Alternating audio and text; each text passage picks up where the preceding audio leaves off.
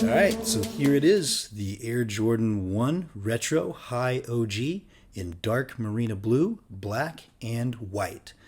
My initial thoughts, taking it out of the box, looks pretty decent quality overall. So a few loose threads here and there, maybe a little bit of glue coming up the sole, but it's pretty much the standard quality that you're going to get from a Jordan 1 coming out now. Leather, okay quality. It seems relatively soft here around the mudguard, around the side panels.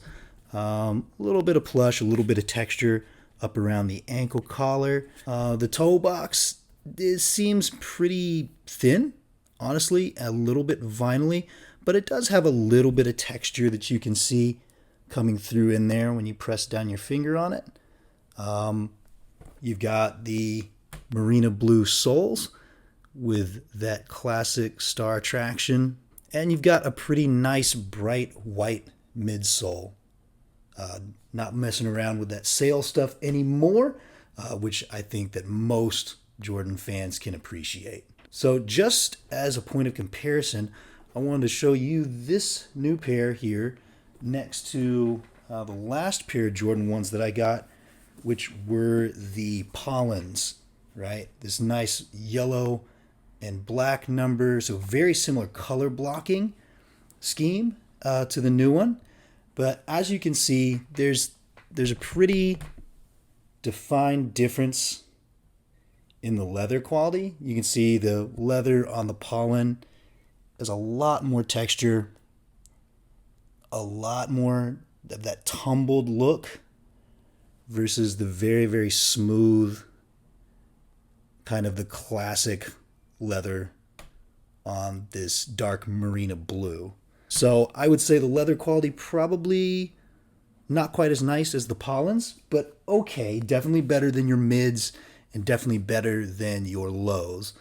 I do also love showing these because this is my favorite pair of Jordans that I have from a quality perspective, and these were the Bloodlines that came out a couple of years ago. These were seriously slept on. I'm not sure why, but the leather quality on these is absolutely insane in comparison to some of the newer releases that we've seen.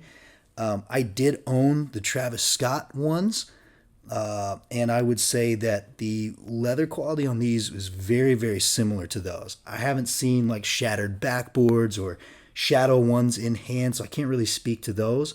But you can see just looking at the quality of the leather here, it's much thicker, a natural tumble, not as distinct and textured as the tumbling on the Pollen, which almost seems to be more pressed in or kind of designed that way. The Bloodlines just look a lot more natural, and you can see the tumbling is kind of on all of the panels. But getting back to the Dark Marina Blue, I definitely think that if you didn't catch the Royals a few years ago, I think this is a really good option. I think it's going to be pretty easy to match and make good looking outfits and kits with. I think it's actually a nice feature that this Dark Marina Blue definitely seems to be a little bit less shiny, a little bit less glossy than the Royals. And in my opinion, I think that's a good thing. I think that as these wear and patina and age a little bit, I think the fact that it's matte is going to give it a more natural, more vintage look than if it was super glossy like the Royals were. So why do I still buy Jordan 1s? Honestly, I know it's not the same kind of heritage as like a Red Wing work boot or something like that, but I think there's very, very few examples of footwear in modern American history that's more ubiquitous than the Air Jordan 1. I mean, when this thing first came out, it caused a phenomenon. It was a national hysteria, people and kids wanting to get these shoes. It became a way for young culture to identify with someone that they saw as bigger than life, that transcended their sport. And so this shoe in particular, probably more than any other basketball shoe aside from maybe the Chuck Taylor, has really infiltrated, common everyday life. I think at this point, there's probably more people in the world that associate memories with the Air Jordan brand, the Air Jordan shoes, than they do with Michael Jordan as a basketball player. And so the further that you get away from those glory years of Michael Jordan just dominating the NBA, the more the name Jordan is going to be associated with, fashion and footwear in particular. And I know these things are not made in the USA. They were never made in the USA.